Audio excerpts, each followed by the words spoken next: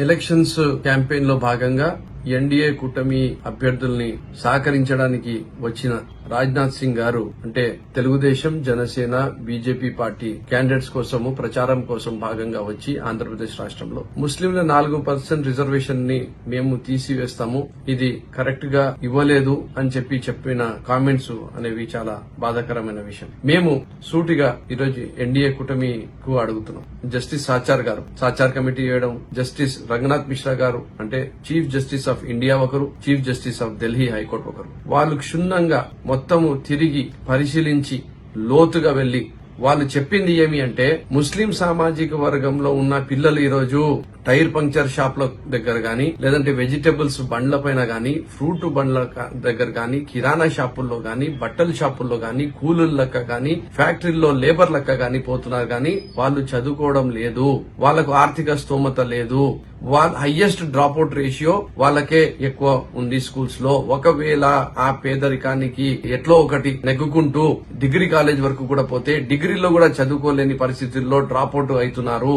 వీళ్ళకు ఖచ్చితంగా legally, logically, scientifically ఈ డౌన్ ట్రాడన్ క్లాస్ ని, ఈ వీకర్ సెక్షన్ ఆఫ్ ద సొసైటీని, ఈ మార్జినలైజ్డ్ కమ్యూనిటీని మెయిన్ స్ట్రీమ్ లో తీసుకుని రావడానికి రిజర్వేషన్ ఇవ్వాల్సిన అవసరం ఉంది అని చెప్పడం జరిగింది. ఇంకో మాట చెప్పారు రాజ్నాథ్ సింగ్ గారు, ఈ మతపరమైన రిజర్వేషన్ కాదు, మతపరమైన రిజర్వేషన్ అయితే అందరికీ వస్తుంది ముస్లిం సామాజిక వర్గంలో. ఈరోజు చాలా మందికి, చాలా కులాలకు ముస్లిం సామాజిక వర్గంలో రావడం లేదు. కొన్ని కులాలకు మాత్రమే ఏవైతే వీళ్ళు ఖచ్చితంగా వీళ్ళు అర్హులు, వీళ్ళు చాలా ఇబ్బంది పడుతున్నారు, చాలా పేదరికంలో ఉన్నారు అన్న వాళ్లకు మాత్రమే లాజికల్ గా, లీగల్ గా స్టడీ చేసిన తర్వాతనే 4% రిజర్వేషన్ ఆ రోజు రాజశేఖర రెడ్డి గారు మాకు ఇవ్వడం జరిగింది.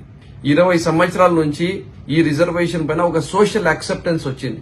ఎస్, వీళ్ళు నిజంగా వెనకబడిన కులాలు, వీళ్ళు వెనకబడిన వాళ్ళు, వీళ్లకు ఇస్తుంది కరెక్ట్ చేస్తున్నారు అనే విధంగా ఈ రోజు సోషల్ యాక్సెప్టెన్స్ వచ్చింది. కానీ ఈ రోజు రాజకీయ లబ్ధి కోసం కులాల మధ్యలో, మతాల మధ్యలో విద్వేషాలని రెచ్చగొట్టే విధంగా వాళ్ళ స్వార్థ రాజకీయాల కోసము ఏదైతే చంద్రబాబు నాయుడు గారు మాట్లాడలేకపోతున్నారో అవన్నీ కూడా కూటమి నాయకులతో మాట్లాడేయడము, వాళ్ళ స్వార్థం కోసము ఈ ఆంధ్రప్రదేశ్ రాష్ట్రంలో కులాలకు, మతాలకు అతీతంగా చాలా ప్రేమ అనురాగాలతో ఏదైతే జీవిస్తున్నారో, సోదర భావంతో ఏదైతే జీవిస్తున్నారో దానిని నాశనం చేసే విధంగా ఈరోజు చంద్రబాబు నాయుడు గారు ఈ రాజకీయ కుట్రలో భాగం ఉన్నారని చెప్పి మీకు తెలియజేసుకుంటున్నాం.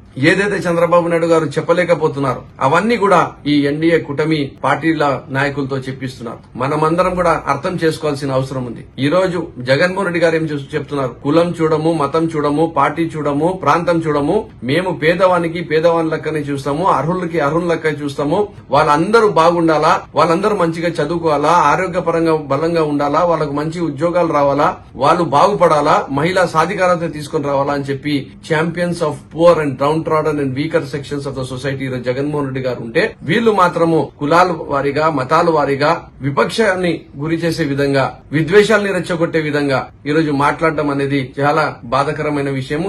ఏమైనా ఎన్డీఏ కూటమి మాట్లాడాల్సింది ఉంటే 4% రిజర్వేషన్ గురించి కాదు, మీరు మాట్లాడాల్సింది రీఆర్గనైజేషన్ యాక్ట్ లో ఈరోజు ఆంధ్ర తెలంగాణ విడిపోయిన తర్వాత మా హక్కుల్ని మీరు ఎలా ఇప్పిస్తారు, పెండింగ్ లో ఉండేవి అన్ని సమస్యల్ని మీరు ఎలా పరిష్కరిస్తారు, మాకు స్పెషల్ స్టేటస్ ఎప్పుడు ఇస్తారు, ఎలా ఇస్తారు, ఏ విధంగా లోటు బడ్జెట్ లో ఉన్న రాష్ట్రాన్ని మీరు ఆదుకుంటారు, ఈ కొత్త రాష్ట్రానికి ఎదిగే విధంగా మీరు ఎలా సహకరిస్తారు అని చెప్పి మాట్లాడాల్సింది పోయి ఈరోజు కులాలపైన, మతాలపైన ఈరోజు విద్వేషం రెచ్చగొట్టి వీళ్ళు ఓట్లు చేసుకోవాలని చెప్పి ఆలోచిస్తున్న వాళ్ళకి ఖచ్చితంగా రాబోయే రోజుల్లో ఈ వీకర్ సెక్షన్స్ అందరూ కూడా కలిసికట్టుగా వీళ్ళని బుద్ధి చెప్పే అవసరం ఉంది. ఎందుకంటే ఈ రోజు ప్రతి ఒక్క పేదవానికి ఇంటి దగ్గరికి ప్రతి సంక్షేమ పథకం అందించి వాళ్లకు సమాన హక్కులు ఇప్పించి నా ఎస్సీ, నా ఎస్టీ, నా బీసీ, నా మైనార్టీ అని చెప్పిన దేశంలోనే ఏకైక నాయకుడు జగన్మోహన్ రెడ్డి గారు ఒకవైపు ఉంటే, వీళ్ళు పెత్తందారులు మాత్రము ఇంకో వైపు ఉండి ఇష్టం వచ్చినట్టు ఈ రోజు మాట్లాడడం అనేది